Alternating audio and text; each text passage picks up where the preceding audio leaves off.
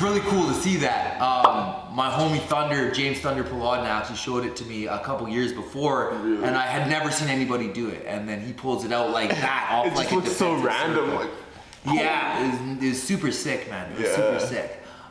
So he has ability to take risks and to actually achieve the goal when taking those risks.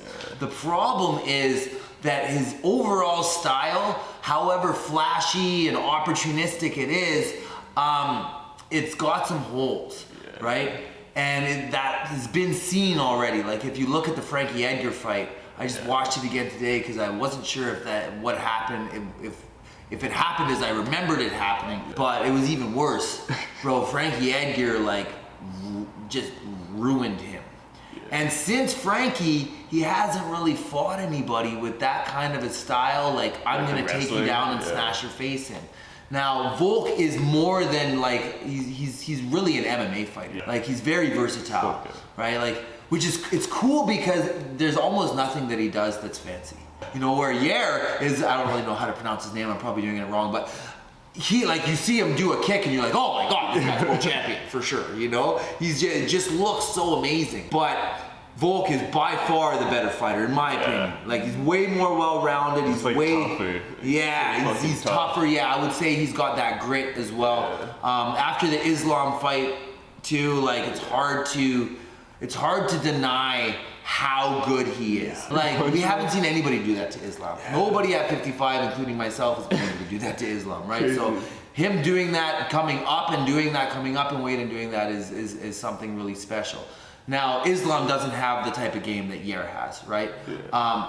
But I feel that Volk will be able to just grind and overwhelm him with the volume of strikes that he throws, right? Like, it's not like he's a shitty striker. He's a good striker. He's a good striker, right? But he's also a good wrestler, and he's got good ground and pound and submission attacks. So the story of the fight, I believe, will be the volume. I don't think that Yair will be able to deal with the volume of attack over 5 rounds. I feel that if he was to win, it would probably be in 1 or 2. I heard Faraz talking about this, Coach Sahabi. So I agree very much with what he's saying, in that Volk will win in the later rounds. Maybe a decision. Unless he can really melt him, right, and overwhelm him and maybe like get a TKO or a rear naked choke or something like that.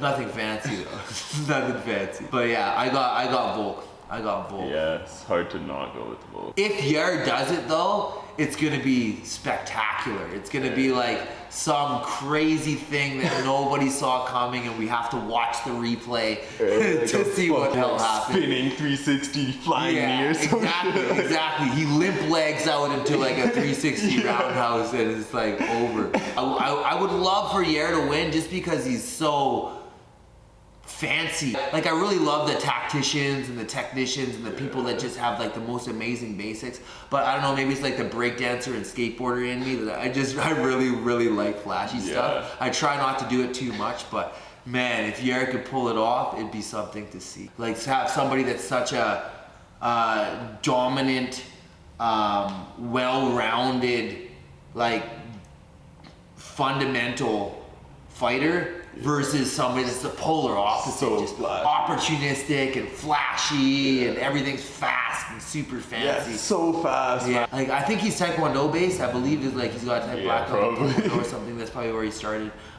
which is cool to see because you don't see that very often, right? It's a skill set most people don't have.